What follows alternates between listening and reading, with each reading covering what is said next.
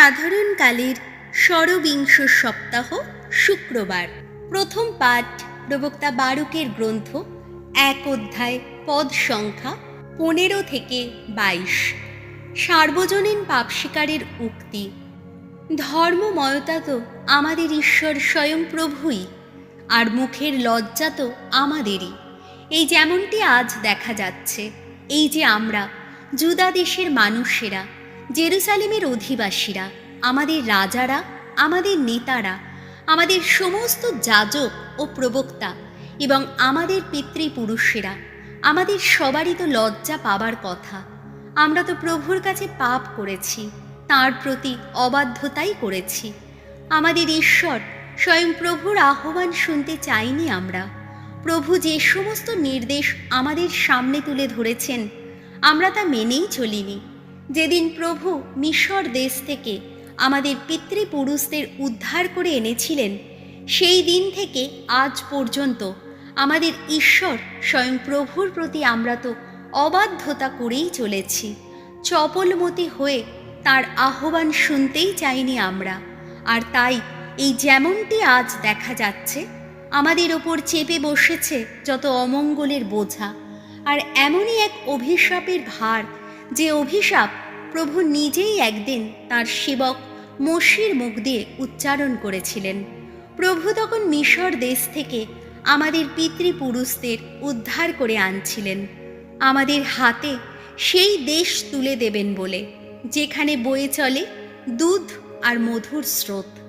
আমাদের ঈশ্বর স্বয়ং প্রভু আমাদের কাছে যে সমস্ত প্রবক্তাকে পাঠিয়েছেন, তাদের প্রতিটি কথার মধ্যে ধ্বনিত তার সেই আহ্বান শুনতেই চাইনি আমরা বরং প্রত্যেকে যে যার অসৎ হৃদয়ের জেদেই পথ ধরেই চলেছি, অন্য যত সব দেবতার সেবাই করেছি।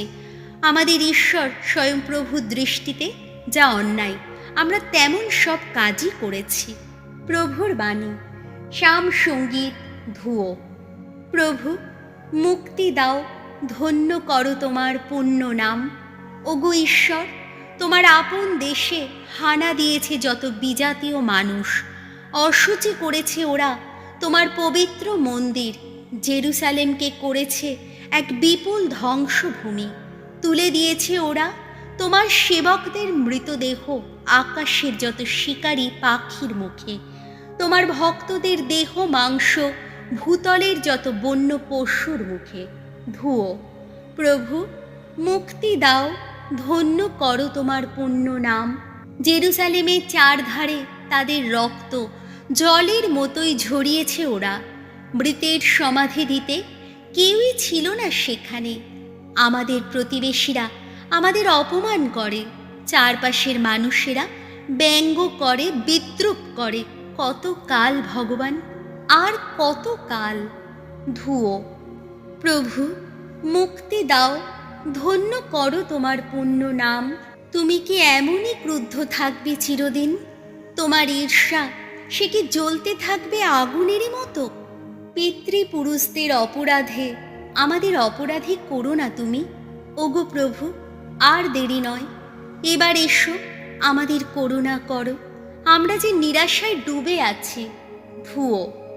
প্রভু, মুক্তি দাও, ধন্য করো তোমার পুণ্য নাম।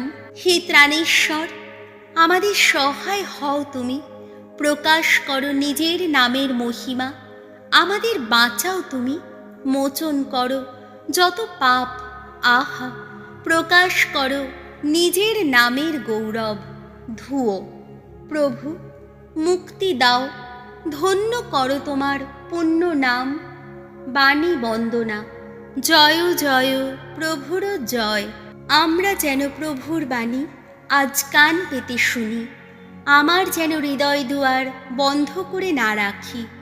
জয় জয় প্রভুর জয়। লূক রচিত মঙ্গল সমাচার 10 অধ্যায় পদ সংখ্যা 13 থেকে 16।